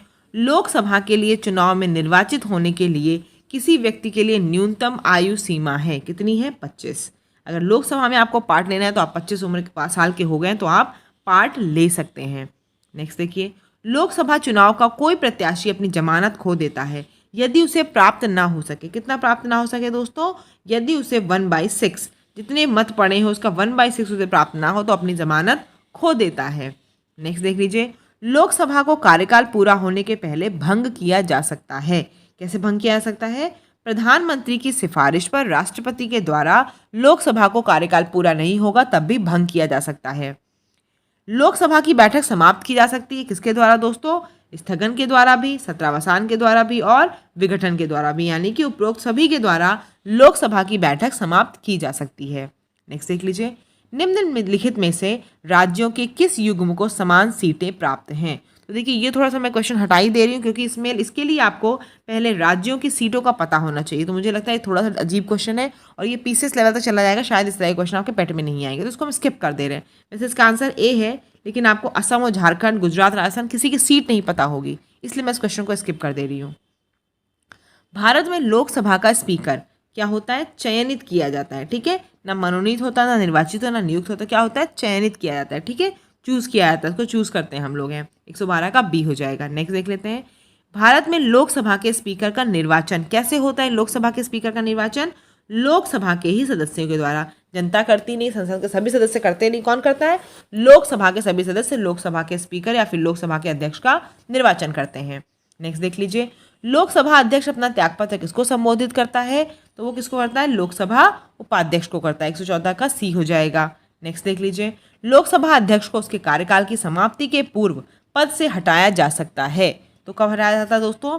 लोकसभा के सभी सदस्यों के बहुमत से पारित संकल्प के द्वारा लोकसभा अध्यक्ष को उसकी सीट से हटाया जा सकता है। नेक्स्ट देख लीजिए। लोकसभा के प्रथम अध्यक्ष कौन थे दोस्तों? जीवी मावलंकर, ये लोकसभा के प्रथम अध्यक्ष थे। मैंने कई बार ये प्रश्न आपका गवर्नमेंट एग्जाम स्टडी चैनल अगर फॉलो करते होंगे तो इसकी प्लेलिस्ट में इसकी कम्युनिटी में ये क्वेश्चन आपसे कई बार पूछा जा चुका है। प्रो टर्म स्पीकर का कर्तव्य क्या होता है? तो प्रो टर्म स्पीकर का कर्तव्य क्या होता है दोस्तों? सदस्यों को शपथ दिलाना। ये क्या होता है दोस्तों? ये सबसे वरिष्ठ सदस्य होता है। प्रो टर्म स्पीकर कौन होता है? सबसे वरिष्ठ सदस्य होता है और इसका काम क्या होता है? सदस्यों को, जो नए आपके सदस्य आए हैं, चुने गए, उनको शपथ दिलाने का काम होता है। ठीक है, चुनाव के ये पहले अध्यक्ष होते हैं। जब चुनाव हो जाता है तब फिर आप आपस में लोकसभा के सदस्य चुनाव करके किसी को नया अध्यक्ष बनाते हैं। स्पीकर अपने कास्टिंग वोट का प्रयोग केवल करते हैं, कब करते हैं? जब वोट बराबर होने के नाते टाई हो, यानी कि कोई बिल छिड़ा, उस बिल में कुछ लोग अगेंस्ट में होंगे, उसके फेवर में, और कुछ लोग अगेंस्ट में होंगे। ठीक है, तो उस समय अगर दोनों तरफ से बराबरी की बात आ जाए तब स्पीकर अपने कास्टिंग वोट का प्रयोग कर सकता है। अगर वो बात टाई हो रही है तब वो अपना प्रयोग करता है, अदरवाइज वो अपने किसी भी वोट का प्रयोग नहीं कर सकता है। नेक्स्ट देख लेते हैं। प्रथम स्पीकर जिनके विरुद्ध लोकसभा में अविश्वास प्रस्ताव लाया गया था, तो किनके लिए लाया गया था दोस्तों? जीवी मावलंकर, जो आपके पहले लोकसभा स्पीकर थे, इन्हीं के विरुद्ध अविश्वास प्रस्ताव भी लाया गया था पहली बार। नेक्स्ट, कौन सी शक्तियां लोकसभा को राज्यसभा की तुलना में अनन्य रूप से प्राप्त हैं? तो कौन सी हैं बताइए? कौन सी शक्तियाँ प्राप्त हैं दोस्तों? इसका क्या ऑप्शन है आपका? इसका ऑप्शन है बी 1, 2, 3। आपको पता है धन यानी कि मनी बिल जो संबंधित कोई भी चीज़ होती है, मनी बिल, फाइनेंस बिल से संबंधित, वो कहाँ होती है? लोकसभा में प्रस्तुत की जाती है। तो उसके पास ज़्यादा पावर है राज्यसभा से। अगला देख लीजिए, धन विधेयक की कोई भी बात हो जाए, समझ लीजिए लोकसभा के पास ज़्यादा पावर है। मंत्रिपरिषद की भी पावर किसके पास है? लोकसभा के पास है। अखिल भारतीय सेवाओं के सृजन के संबंध में किसके पास पावर है? राज्यसभा में। ठीक है, तो अगर आपसे पूछा जाए अखिल भारतीय सेवाओं के सृजन का संबंध किससे है, तो राज्यसभा से है। बाकी धन विधेयक वगैरह का, मंत्रि परिषद का, इन सबका संबंध किससे है? लोकसभा से है। 120 का आपका बी हो जाएगा। नेक्स्ट देख लेते हैं, राज्यसभा में सदस्य होते हैं, कितने सदस्य होते हैं दोस्तों? इसमें 250 सदस्य हैं। 12 सदस्य भारत के राष्ट्रपति द्वारा इसमें से मनोनीत किए जाते हैं। 120 का क्या, 121 का क्या हो जाएगा? सी हो जाएगा। नेक्स्ट, राज्यसभा में राज्यों को प्रतिनिधित्व निम्नलिखित में से किस आधार पर दिया जाता है? तो किस आधार पर दिया जाता है? राज्यसभा में दोस्तों जो लोग चुने जाते हैं वो उसी राज्य की जनसंख्या के अनुपात में होते हैं। जिस राज्य में जितनी ज़्यादा जनसंख्या होती है उस हिसाब से उसका राज्यसभा में प्रतिनिधित्व ज़्यादा होता है। तो 122 का क्या हो जाएगा? बी हो जाएगा। नेक्स्ट देख लीजिए, राज्यसभा में राज्यों के सदस्य चुने जाते हैं। कैसे चुने जाते हैं? राज्यों की विधानसभाओं के द्वारा चुने जाते हैं। ठीक है, नेक्स्ट, राज्यसभा के सदस्य चुने जाते हैं कितने वर्षों के लिए दोस्तों? कितने वर्षों के लिए चुने जाते हैं? 6 वर्षों के लिए। राज्यसभा दोस्तों आपको पता होगा ये परमानेंट सदन होता है। देखिए 2 सदन है आपकी, एक लोकसभा और एक राज्यसभा। राज्यसभा को कभी विघटित नहीं कर सकते हैं, परमानेंट सदन है वो। और लेकिन आपकी लोकसभा क्या है, उसको विघटित कर सकते हैं। सदस्य कितने साल के लिए यहाँ चुने आते हैं? 6 साल के लिए। 124 का सी हो जाएगा। राज्यसभा को स्थायी सदन कहते हैं। क्यों कहते हैं मैंने बताया अभी, क्योंकि इसके 1/3 सदस्य हमेशा प्रत्येक 2 वर्ष में अवकाश ग्रहण करते हैं। इसको विघटित कभी नहीं किया जा सकता है। ठीक है, इसको विघटित कभी नहीं किया जा सकता। यहाँ पे विघटित किया जा सकता है, गलत है। और इसके सभी सदस्य आजीवन सदस्य होते हैं, ये भी गलत है। सिर्फ कौन सही है? 1/3 सदस्य इसके हर 2 साल में अवकाश को प्राप्त करते हैं। नेक्स्ट देख लीजिए, राज्यसभा किसके द्वारा भंग की जा सकती है? किसके द्वारा भंग की जा सकती है दोस्तों? राज्यसभा किसी के भी द्वारा नहीं। राज्यसभा को भंग ही नहीं किया जा सकता है। राज्यसभा को मैंने क्या बताया, परमानेंट बॉडीज का कभी विघटन नहीं होता है। सिर्फ हर 2 वर्षों में इसके जो मेंबर होते हैं, 1/3 मेंबर, वो अवकाश प्राप्त करते हैं और 6 साल के लिए इनकी मेंबरशिप होती है। नेक्स्ट, प्रथम अभिनेत्री जो राज्यसभा के लिए नामांकित की गई, तो कौन थी दोस्तों? नरगिस दत्त। नरगिस जी पहली अभिनेत्री थी जो राज्यसभा के लिए नामांकित की गई थी।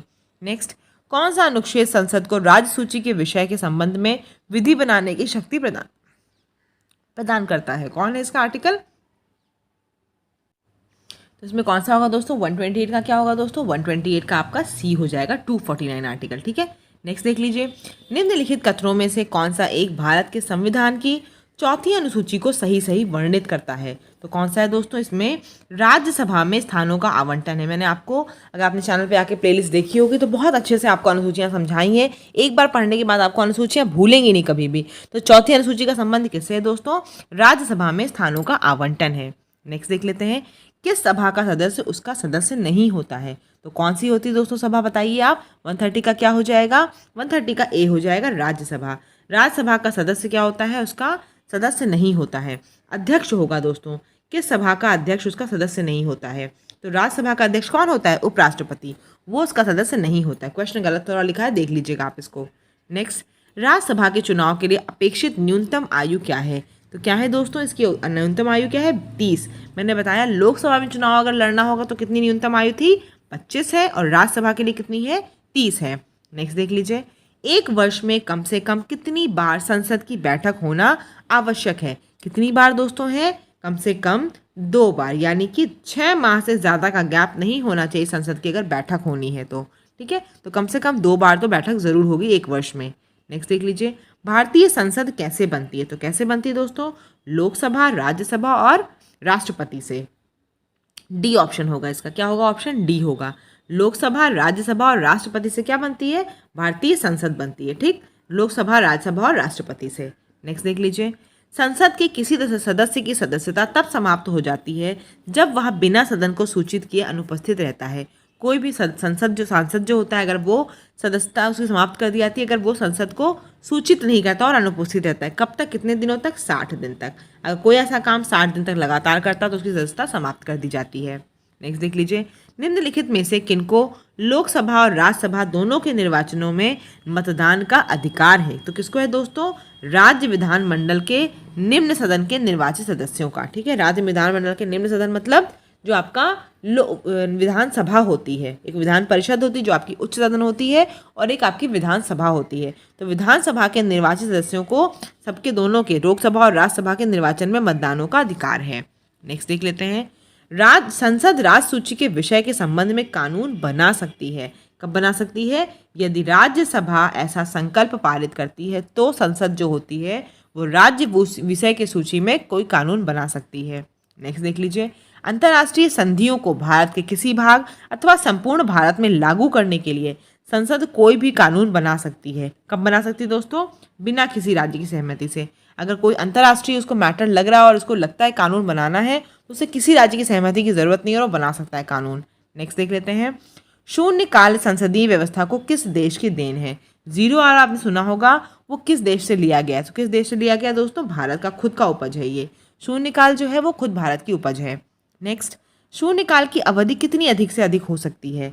तो कितनी अधिक से अधिक हो सकती है दोस्तों, ये बताइए। शून्यकाल की अवधि जो आपकी है मैक्सिमम 1 घंटे की होती है। ज़्यादातर ये 12 बजे से लेकर 1 बजे तक होती है। कितने बजे तक? 12 बजे से 1 बजे तक, यानी कि मैक्सिमम 1 घंटे की हो सकती है। और इसका जो वो आया है कॉन्सेप्ट, वो कहाँ से आया? भारत से ही आया है। नेक्स्ट देख लीजिए। राजनीतिक शब्दावली में शून्यकाल का अर्थ क्या है? तो क्या है दोस्तों? प्रश्न उत्तर सत्र। क्या उत्तर होता है इसका? क्या क्वेश्चन है? प्रश्न उत्तर सत्र ही आपका शून्यकाल है। नेक्स्ट देख लीजिए। अगर कोई धन विधेयक लोकसभा से स्वीकृत हो जाए तो राज्यसभा इसे कितने दिनों तक रोक सकती है? मैंने आपको पहले ही बताया है, राज्यसभा के पास धन विधेयक या मनी बिल संबंधित कोई स्पेशल पावर नहीं है। अगर लोकसभा ने पास कर दिया उसे कि धन विधेयक हो गया पास, तो राज्यसभा इसे मैक्सिमम जो रोक सकती है ना, वो सिर्फ कितने दिनों तक? 14 दिनों तक रोक सकती है। 141 का कितना हो जाएगा? बी हो जाएगा। संसद के दोनों सदनों की संयुक्त अधिवेशन की अध्यक्षता कौन करता है? मैंने बताया भी आपको शुरू में ही कि बुलाता कौन है दोनों अधिवेशन को, संयुक्त अधिवेशन को? राष्ट्रपति। अध्यक्षता कौन करता है? स्पीकर। स्पीकर कहाँ का? लोकसभा का स्पीकर। ठीक है, 142 का आपका क्या हो जाएगा? सी हो जाएगा। नेक्स्ट देख लीजिए। भारतीय संसद के दोनों सदनों की प्रथम संयुक्त बैठक कब हुई थी? किस लिए बुलाई गई थी पहली बार दोनों सदनों की प्रथम संयुक्त बैठक को? कब बुलाया गया दोस्तों? दहेज उन्मूलन विधेयक के संबंध में इसकी प्रथम संयुक्त बैठक हुई थी। नेक्स्ट, भारतीय संसद के दोनों सदनों की संयुक्त बैठक किस संबंध में होती है? किस संबंध में होती है दोस्तों? साधारण विधेयक अगर है। आपको बता दिया वित्त विधेयक संबंधित है, धन विधेयक तो पावर किसके पास होगी इसमें? लोकसभा के पास होगी। तो अगर साधारण विधेयक कोई है तभी क्या होगी? दोनों सदनों की संयुक्त बैठक होगी। संविधान संसद में संशोधन अगर करना है तो कोई भी संयुक्त बैठक का प्रावधान नहीं है। नेक्स्ट देख लेते हैं। कौन सा एक व्यय भारत की संचित निधि पर भारित नहीं है? तो कौन सा एक व्यय है दोस्तों? बी। उपराष्ट्रपति का वेतन तथा भत्ते जो हैं वो किस रूप में मिलते हैं? वो राज्यसभा के सभापति के रूप में मिलते हैं। आपको मैंने बताया है राज्यसभा का सभापति कौन होता है? उपराष्ट्रपति होता है। तो जो वेतन और भत्ते मिलते हैं वो कैसे मिलते हैं? राज्यसभा के सभापति के रूप में। 145 का बी हो जाएगा। नेक्स्ट देख लीजिए। भारत की संचित निधि से निधि निकालने के लिए निम्नलिखित में से किसका अनुमोदन अनिवार्य है? तो किसका है? संसद का अनुमोदन। ठीक। नेक्स्ट, संविधान के किस अनुच्छेद के अंतर्गत धन विधेयक को परिभाषित किया गया है? तो किस आर्टिकल के अंतर्गत इसको परिभाषित किया गया दोस्तों? आर्टिकल 110। ये आपका क्या हो जाएगा? ये आपका मनी बिल हो जाएगा। ठीक है, मनी बिल की डेफिनेशन इसी आर्टिकल में दी हुई है, आर्टिकल 110 में। कोई विधेयक धन विधेयक है या नहीं, इसका निर्णय कौन करता है? इसका निर्णय कौन करेगा दोस्तों? लोकसभा का अध्यक्ष। ठीक। नेक्स्ट देख लेते हैं। लेखानुदान संघ सरकार को अनुमति प्रदान करता है। किस चीज की प्रदान करता है दोस्तों? निश्चित अवधि के लिए भारतीय संचित निधि से धन निकालने के लिए लेखानुदान संघ सरकार को अनुमति प्रदान करता है। नेक्स्ट देख लेते हैं दोस्तों। लोक लेखा समिति अपनी रिपोर्ट किसको प्रस्तुत करता है? तो ये करता है लोकसभा के स्पीकर को। लोक लेखा समिति अपनी रिपोर्ट लोकसभा के स्पीकर को प्रस्तुत करता है। नेक्स्ट देख लीजिए। प्राक्कलन समिति संसद के किस सदन के सदस्यों से गठित की जाती है? तो किससे गठित की जाती है दोस्तों? लोकसभा के सदस्यों से। ठीक है, प्राक्कलन समिति जो होती है उसमें कौन लोग होते हैं? उसमें सिर्फ और सिर्फ लोकसभा के सदस्य होते हैं। नेक्स्ट, निम्न विधेयकों में से एक का भारतीय संसद के दोनों सदनों द्वारा अलग अलग विशेष बहुमत से पारित होना आवश्यक है। तो कौन सा है दोस्तों? इसका बताइए फटाफट। क्या है इसका आंसर? है आपका डी। संविधान संशोधन अगर करना है, उसका विधेयक कोई है, तो विशेष बहुमत से दोनों सदनों में अलग अलग पारित करना जरूरी होता है। हम समिति की थोड़ी सी आपको बात बता देते हैं। देखिए दोस्तों, एक आपकी होती है लोक लेखा समिति। लोक लेखा समिति में दोस्तों कितने मेंबर होते हैं? 22 मेंबर होते हैं। 15 लोकसभा के होते हैं और 7 आपके राज्यसभा के होते हैं। ठीक है, उसके बाद एक आपकी होती है प्राक्कलन समिति। प्राक्कलन समिति में क्या होता है दोस्तों? सिर्फ और सिर्फ 30 मेंबर कहाँ के होते हैं? लोकसभा के होते हैं। ठीक है, चलिए आगे देख लेते हैं। भारतीय संविधान में से किस अनुच्छेद के प्रावधानों के अंतर्गत संशोधन का कार्य किया जाता है? तो कौन सा आर्टिकल है दोस्तों? इसका आंसर आपका डी मतलब 368 है। ठीक है, इसमें क्या है? इसमें है कि आप इसी के अंतर्गत, इसी के अकॉर्डिंग आर्टिकल 368 में लिखा हुआ है कि आप संविधान में संशोधन कर सकते हो। नेक्स्ट देख लीजिए, भारतीय संविधान में संशोधन के लिए विधेयक कौन ला सकता है? तो कौन ला सकता है? या तो लोकसभा लाएगी या फिर राज्यसभा लाएगी, इसी संविधान में संशोधन हो जाएगा। नेक्स्ट देख लेते हैं, भारतीय संविधान में संशोधन के लिए प्रथम संशोधन कब लाया गया? तो कब लाया गया दोस्तों? 1951 में। 1951 से आपको पता होगा संशोधन जो आया था प्रथम, उसमें क्या हुआ था? उसमें आपको पता है पहले भारत में 8 अनुसूचियाँ थी। कितनी थी? 8 अनुसूचियाँ थी। जो 9वीं अनुसूची आपकी लाई गई है भूमि सुधार से संबंधित, उसमें पता है आपको जमींदारी वगैरह का कॉन्सेप्ट बहुत गड़बड़ था, उसी के सुधार के लिए, भूमि सुधार के लिए 9वीं अनुसूची लाई गई है। और वो कब लाई गई है? प्रथम संशोधन के द्वारा लाई गई है। आपको कौवे की आवाज़ सुनाई पड़ रही है, कंटिन्यूसली यहीं आके बोलने लगा है वो। भारतीय संविधान में संशोधन के लिए प्रथम संशोधन लाया गया, वह किससे संबंधित था? मैंने बताया अभी आपको किससे संबंधित था? भूमि सुधार से। 9वीं अनुसूची के लिए पहला संशोधन आया और वो भूमि सुधार से संबंधित था। नेक्स्ट देख लेते हैं, किस संविधान संशोधन से दिल्ली नेशनल कैपिटल बन गया? किस संविधान संशोधन दिल्ली नेशनल कैपिटल बना है दोस्तों? बी यानी कि 69th अमेंडमेंट आपका 1991, उससे क्या हुआ है आपका? 1992 से प्रभावी हुआ है। दिल्ली जो आपका है वो नेशनल कैपिटल रीजन बन गया है, दिल्ली नेशनल कैपिटल बन गया है। किस संविधान संशोधन से दल विदल परोधी प्रावधान किया गया? किससे किया गया दोस्तों? 52nd अमेंडमेंट से। किससे किया गया? 128 58 का क्या है आपका? 52। इससे क्या आया है? 52nd अमेंडमेंट 1985 से आपको पता है दल बदल विरोधी या फिर 10वीं अनुसूची जो है आपकी वो एग्जिस्टेंस में आई है। नेक्स्ट, किस संविधान संशोधन से शिक्षा का अधिकार प्रदान करने वाला आर्टिकल 21A जोड़ा गया है? किससे जोड़ा गया है दोस्तों? आर्टिकल, इसका बी हो जाएगा आपका आर्टिकल 86 अमेंडमेंट 2002 जो है। ठीक है, 86 अमेंडमेंट 2002 जो आपका है वो आपका,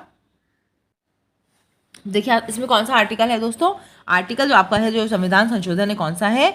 86 अमेंडमेंट है 2002 वाला। नेक्स्ट देख लेते हैं, भारत के सर्वोच्च न्यायालय की स्थापना कैसे हुई थी? तो कैसे हुई थी दोस्तों? भारतीय संविधान के द्वारा। ठीक, नेक्स्ट देख लेते हैं, भारत के सर्वोच्च न्यायालय के न्यायाधीश किस प्रकार हटाए जा सकते हैं? तो किस प्रकार हटाए जाते हैं दोस्तों? महाभियोग के द्वारा नहीं हटाए जाते। कैसे हटाए जाते हैं? राष्ट्रपति के द्वारा। अगर संसद सिफारिश करेगा तो सर्वोच्च न्यायालय के न्यायाधीश को हटाया जा सकता है। नेक्स्ट देख लेते हैं, सर्वोच्च न्यायालय में सेवानिवृत्ति यानी कि रिटायरमेंट की क्या आयु है? तो क्या आयु है दोस्तों? इसकी आयु क्या है दोस्तों?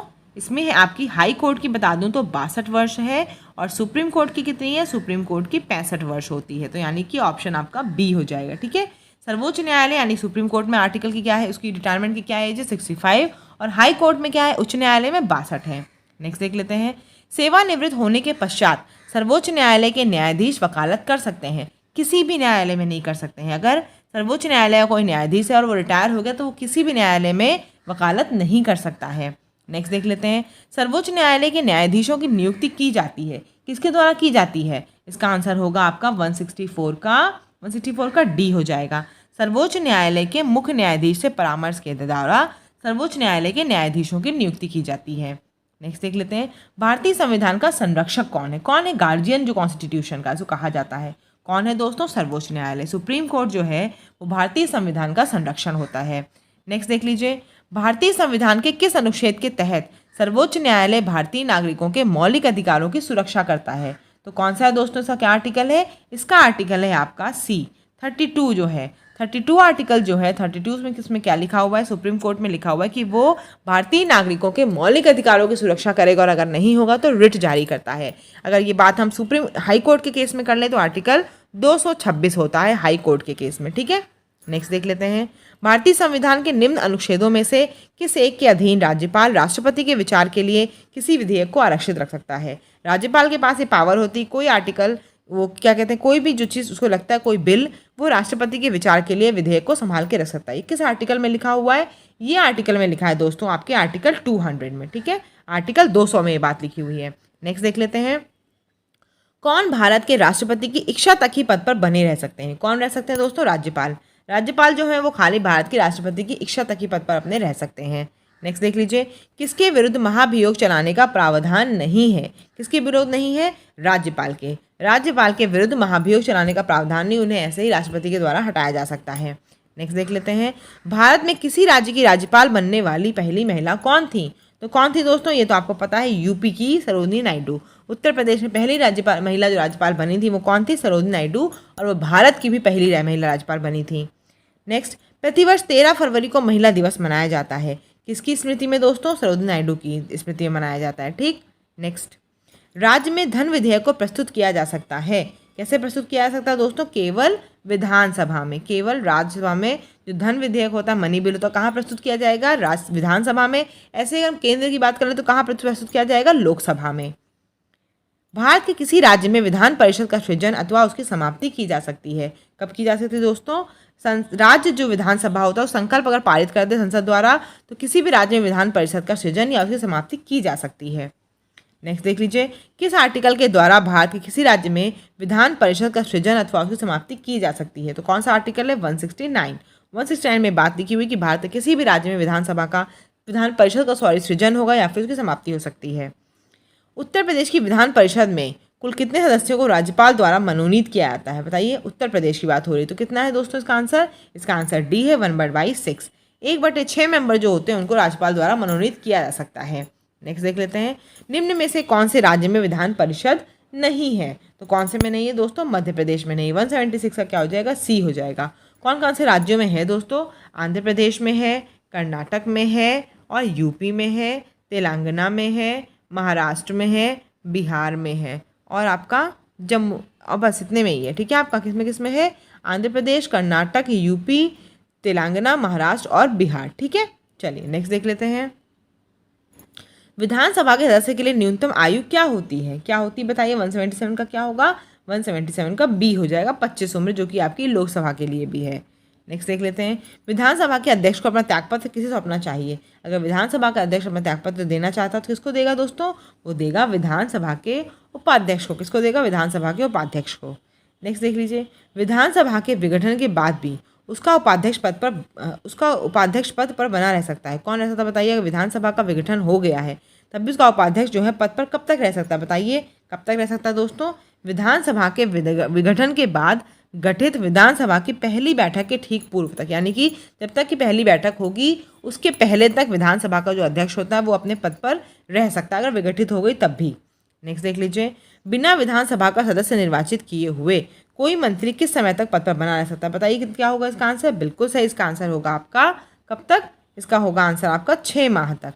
6 माह तक क्या होता है? जो विधानसभा का सदस्य होता है, कहीं का भी सदन का सदस्य नहीं है तो क्या है? मंत्री बना रह सकता है, लेकिन सिर्फ और सिर्फ 6 माह तक। अगर 6 माह के अंदर उसने सदन की सदस्यता नहीं ली तो उसको हटाया जाएगा।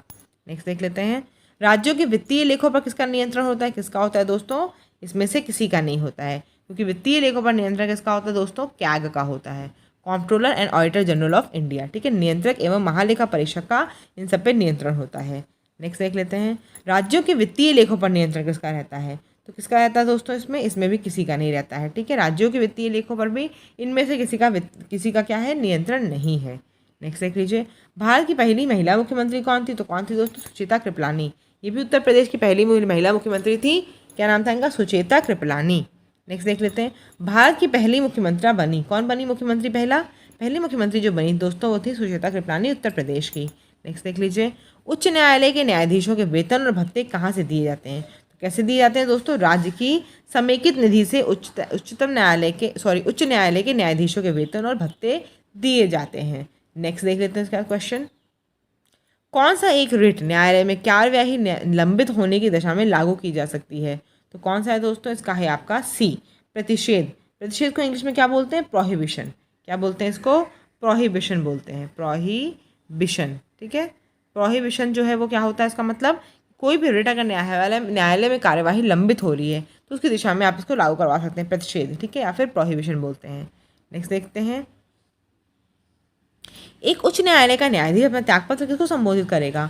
तो किसको संबोधित करेगा दोस्तों? इसका ऑप्शन हो जाएगा सी, राष्ट्रपति को उच्च न्यायालय का न्यायाधीश जो होगा अपना त्यागपत्र संबोधित करता है। नेक्स्ट देख लीजिए, एक उच्च न्यायालय का न्यायाधीश अपना त्यागपत्र किसको संबोधित करता है? मैंने बता ही दिया इसका आंसर क्या है। इसका आंसर है आपका राष्ट्रपति को करता है।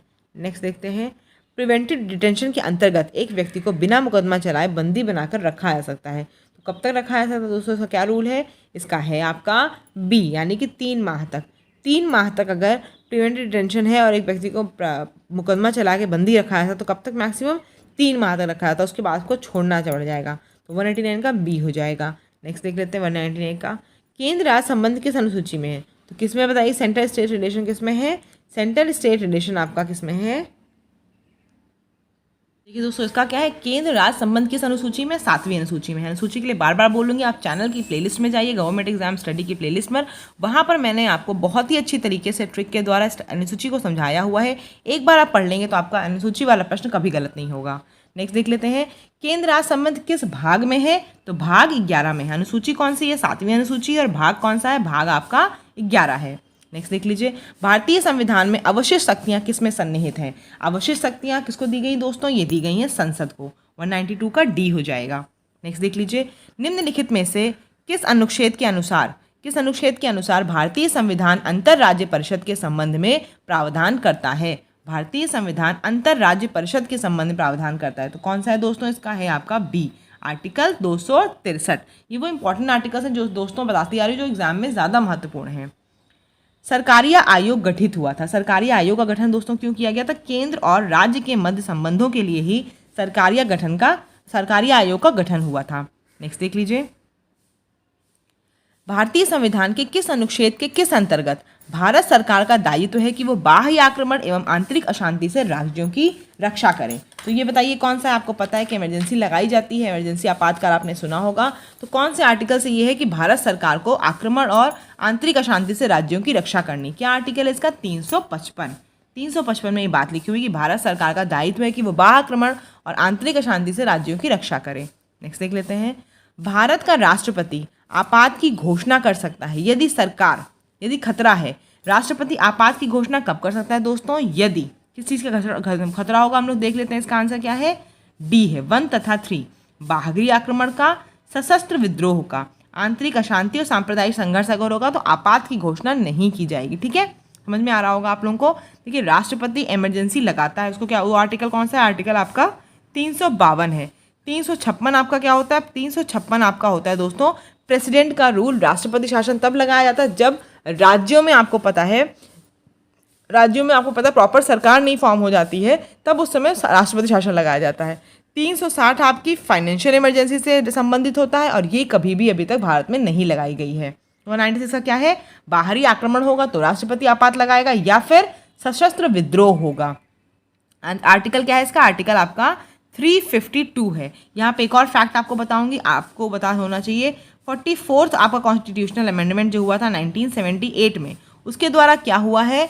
आंतरिक अशांति के स्थान पर पहले लिखा हुआ था कि आपातकाल तब भी लगाया जाएगा जब आंतरिक अशांति होगी, उसके स्थान पर अब क्या टर्म कर दिया गया? उसके टर्म अब कर दिया गया सशस्त्र विद्रोह। ठीक है, 44th अमेंडमेंट 1978 के द्वारा आंतरिक अशांति के स्थान पर सशस्त्र विद्रोह अब होगा, तब राष्ट्रीय आपात लगाएगा। ठीक है, आर्टिकल 352 के तहत।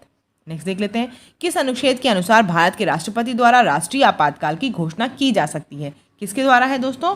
352 के द्वारा। नेक्स्ट, किस अनुच्छेद के अनुसार राज्य में राष्ट्रपति शासन लागू किया जा सकता है? किससे?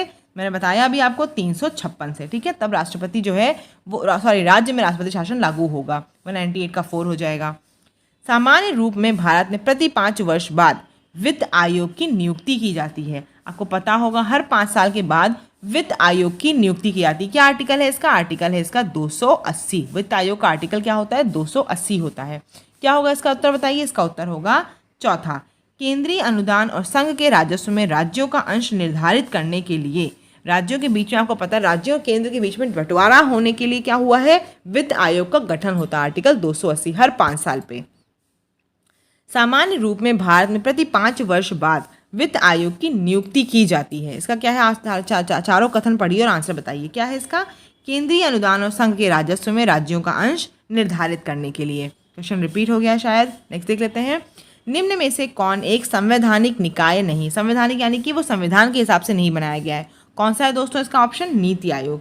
अब तो वैसे नीति आयोग आपको पता है कि योजना आयोग की जगह पे लाया गया है, तो ये क्या है?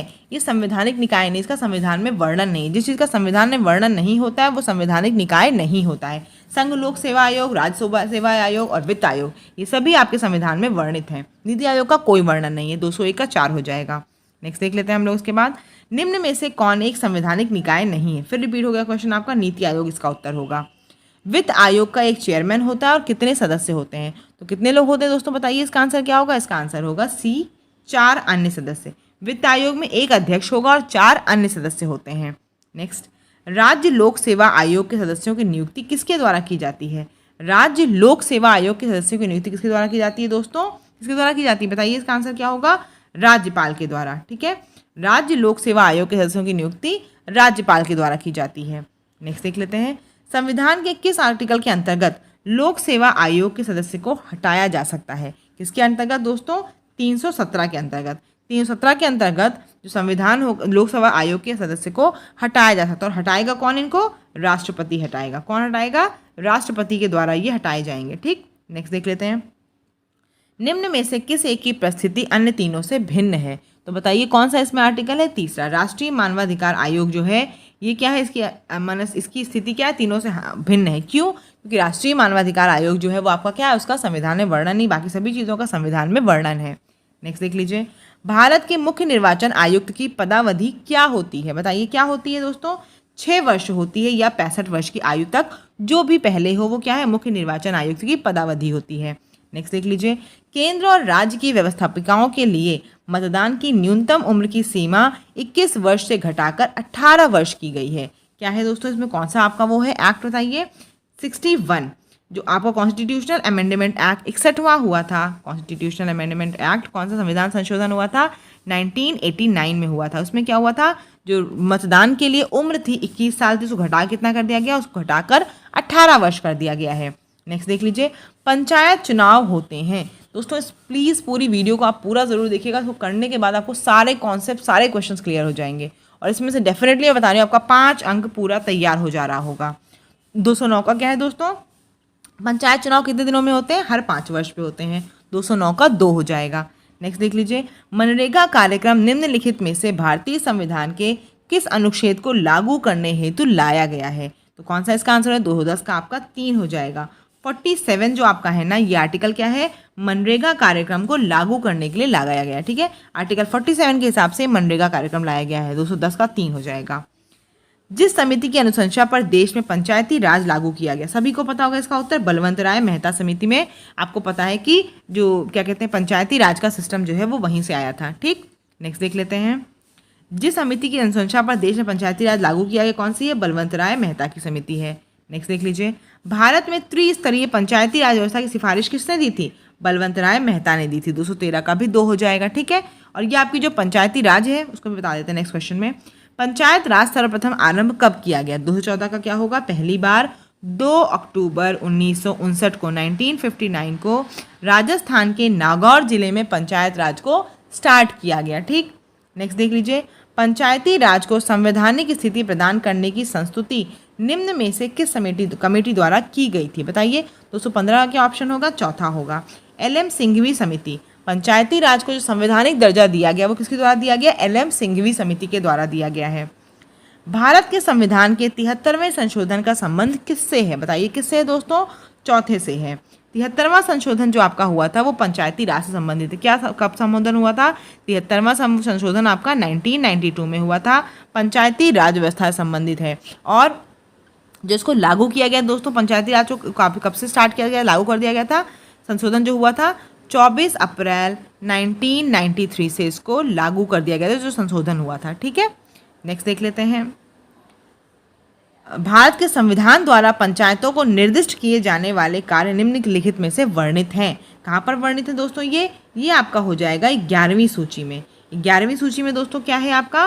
पंचायतों से संबंधित आपका कार्य लिखित है। मैंने आप बार बार कह रही हूँ आपको, प्लीज़ एक बार जाके आप अनुसूचियों वाला वो जो है ज़रूर देख लीजिएगा। मैं साथ ही यहाँ लिंक भी दे दूँगी उस वीडियो का डिस्क्रिप्शन में, अनुसूची वाला ज़रूर देख लीजिएगा आप। ठीक है, इसका क्या हो जाएगा? इसका पहला हो जाएगा, देखिए 11वीं अनुसूची, और भाग कौन सा है? भाग इसका है 9वां भाग। वहाँ पे पंचायतों को क्या किया गया है? ऐड किया गया है। ठीक है, संविधान में लाया गया। बताया मैंने ना कि 73वें संविधान संशोधन 1992 से पंचायती राज को संविधान में जोड़ा गया है। नेक्स्ट देख लेते हैं, भारतीय संविधान की 11वीं अनुसूची में पंचायतों के लिए कुल कितने विषय निर्धारित किए गए हैं? तो कितने विषय निर्धारित किए गए दोस्तों? 29। 218 का 3 हो जाएगा। 29 विषय निर्धारित किए गए हैं भारतीय संविधान की 11वीं अनुसूची में। 11वीं अनुसूची और भाग 9 में आपको पंचायती राज संबंधित विषय मिलेंगे। भारत में महिलाओं के लिए कितना स्थान आरक्षित है पंचायती राज में, कहाँ पे है? तो महिलाओं के लिए दोस्तों जो स्थान आरक्षित है वो कहाँ पर है? पंचायती राज संस्थानों में। ठीक है, वहाँ पर क्या है? भारत के लिए, भारत की महिलाओं के लिए 1/3 स्थान आरक्षित कर दिया गया है। नेक्स्ट, बहुजन हिताय बहुजन सुखाय कहाँ का आदर्श है? तो ये दोस्तों कहाँ का आदर्श है? ये ऑल इंडिया रेडियो का है। 220 का 1 हो जाएगा। नेक्स्ट, संयुक्त राष्ट्र संघ कब आरंभ हुआ था? तो ये कब आरंभ हुआ था दोस्तों? 1945 में। इसका डेट क्या है? 24 अक्टूबर 1945 को संयुक्त राष्ट्र संघ आपका आरंभ हुआ था। नेक्स्ट देख लेते हैं, संयुक्त राष्ट्र सुरक्षा परिषद में स्थायी सदस्यों की संख्या कितनी होती है, यानी कि परमानेंट मेंबर्स कितने होते हैं? तो कितने होते हैं दोस्तों? 5 होते हैं। संयुक्त राष्ट्र सुरक्षा काउंसिल जो है उसमें कितने परमानेंट मेंबर हैं आपके? 5 हैं। कौन कौन से हैं? फ्रांस है, यूएसए है, रशिया है, चाइना है और यूके है। ठीक है, ये 5 सदस्य हैं जो परमानेंट मेंबर हैं उसमें सिक्योरिटी काउंसिल में। अंतर्राष्ट्रीय न्यायालय कहाँ पर है दोस्तों? अंतर्राष्ट्रीय न्यायालय आपका जो है हेग में है। हेग कहाँ पर है? ये आपका नीदरलैंड में है। ठीक है, ये सभी प्रश्न आपको पता है कि पेट की परीक्षा की दृष्टि से बहुत ही महत्वपूर्ण है, ज़रूर पढ़िएगा। नेक्स्ट क्या है? 10 दिसंबर मनाया जाता है। 10 दिसंबर किसके रूप में मनाया जाता है दोस्तों? मानवाधिकार दिवस के रूप में। 224 का आपका 2 हो जाएगा। ठीक, नेक्स्ट देख लेते हैं, प्रेसिडेंशियल शासन का उदय सर्वप्रथम किस देश में हुआ? तो किस देश में हुआ दोस्तों? यूएसए में हुआ। प्रेसिडेंशियल यानी कि राष्ट्रपति शासन का जो उदय था वो संयुक्त राज्य अमेरिका में हुआ है। नेक्स्ट, ये फिर वही आपका रिपीट क्वेश्चन हो गया, इसका भी आंसर आपका संयुक्त राज्य अमेरिका ही हो जाएगा। भारत का उपराष्ट्रपति, आपको देखिए यहाँ बताना है कौन किसी का सदस्य है, एक तरफ लिखी हुई चीज़ें। तो इसका आंसर देखिए पहले बता देती हूँ, इसका आंसर जो है आपका पहला है 3142। भारत का उपराष्ट्रपति आपको पता है राज्यसभा का अध्यक्ष होता है। ठीक है, भारत का महानियंत्रक एवं महालेखा परीक्षक जो है वो क्या है? मैं बताया आपको है लोक लेखा समिति का फ्रेंड होता है। पीछे हम लोगों ने क्वेश्चन में कर रखा है। भारत का महाधिवक्ता जो होता है वो उच्चतम न्यायालय से संबंधित है और भारत का महान्यायवादी वो किससे संबंधित है दोस्तों? लोकसभा की बैठक से। ठीक, चलिए नेक्स्ट देख लेते हैं, भारत संविधान का भाग जो है वो आपको बताना है किससे संबंधित है यहाँ पर।